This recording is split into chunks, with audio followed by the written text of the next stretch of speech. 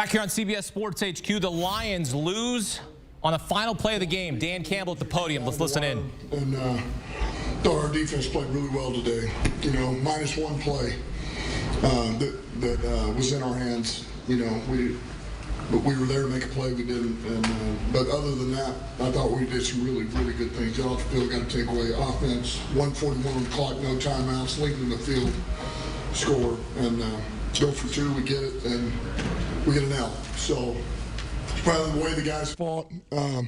We just made too many critical errors there to where it shouldn't have come down there at the end. Look, credit to them. They played hard. You know, we knew they would. They'd give us their best shot, and they played well at home. They did again.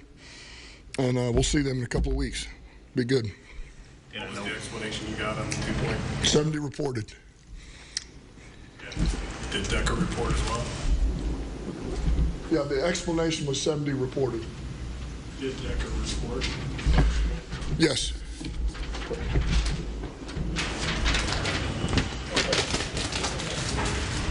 And do they need to announce that if both players report? Two people can't report. I don't want to talk about it. All right? I explain everything pregame to a T. Okay? I did that. 70 reported, 58 didn't, or 68 didn't. We threw it to 68. That was the explanation. Okay.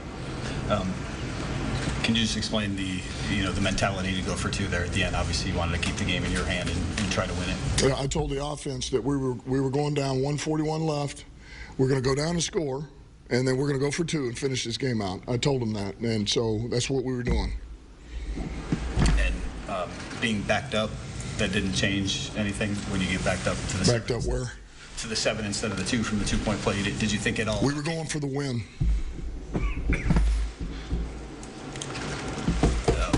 The last 2-point play, what happened on that? Should James have caught that pass? What happened on that play exactly from your point of view? We didn't connect. We didn't connect. All right. Sorry. Well, I thought it just started. My bad. CD Lamb, just the game that he had against you guys today. He's a good player, you know. We tried to double him some, but we also wanted to pressure. When you pressure, you know, we got to be able to hold up. And you know, you get isolated, you get some one-on-ones. He's a good player, we know that, but I thought we had the right balance. You know, he's tough to contain. He's tough. But I thought our defense played pretty damn good today.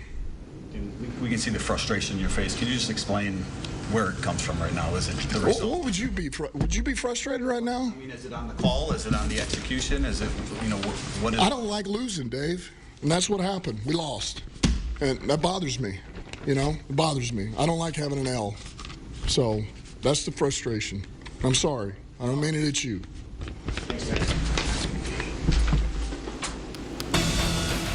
Well, as expected, Dan Campbell, none too pleased. I'd be upset too, but I'd also be pointing the finger at myself too.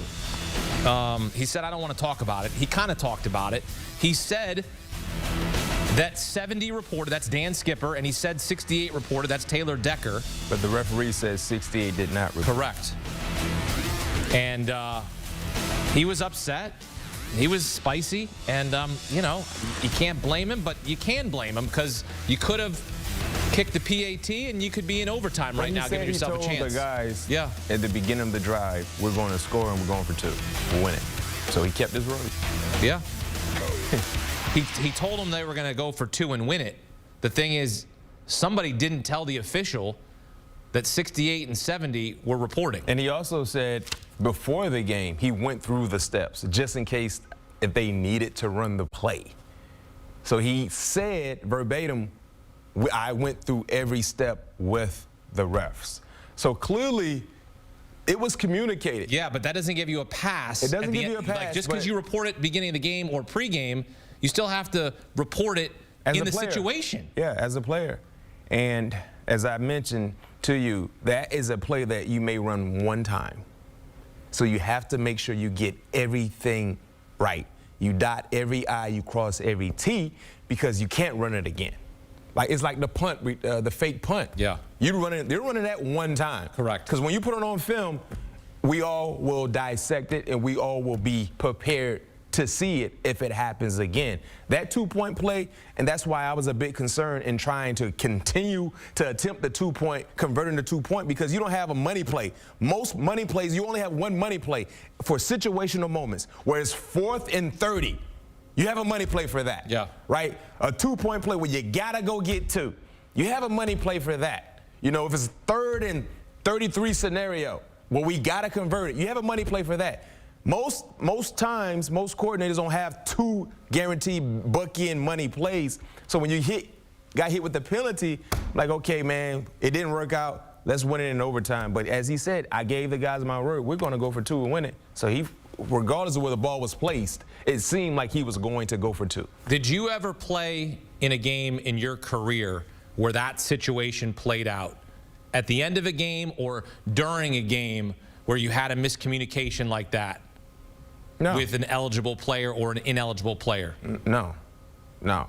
I mean, you know, as a defender, it feels correct me if I'm wrong though, it feels like there's more of that now in today's game than when you were playing. Like there's more offensive linemen reporting eligible. And there's also, too, this season, the referees, I don't want to say they've been under fire, but there have been a lot of missed calls, bad calls where everyone is scratching their head and they're like, oh, what happened? So, and I think that's part of the frustration from what we just witnessed with Dan Campbell, the presser, because he said, you know, we went through everything, and that's why I felt like if you're going to run this play, you're not going to have that type of miscue, but clearly someone didn't do what they were supposed to do, and because of that, a flag was thrown. Well, it will likely cost the Lions the 2 seed in the NFC playoffs, because had they won this game and then beat the Vikings next week, they would have been guaranteed the 2 seed. Did you hear what he said at the beginning? Don't worry, we'll see them again. Yeah, he did say that. He said that. So for you guys, they don't play each other again in the regular season. No. There's only 1 game left for both teams. So basically he's insinuating we're going to see them again. It's going to be in the playoffs. Well, as it currently stands, Detroit would play the former franchise quarterback Matthew Stafford in the Rams the first round. Exactly. So, and because as it currently stands, and as we see it, barring anything drastic happening, the only way Detroit would play Dallas would be in the 2nd round. Yeah. So basically, Dan Campbell is saying, we're winning our first round matchup. Yep. We're coming for you. Because he said, I didn't say it, he said it. We're going to see them again. We'll see. We'll see. He's already putting it out there. We'll see. Coming up, we examine the playoff picture. What's next for both Detroit and Dallas after Saturday night's result at AT&T Stadium when we thought this was the game winner? Turned out it wasn't. We'll talk about it next on CBS Sports HQ.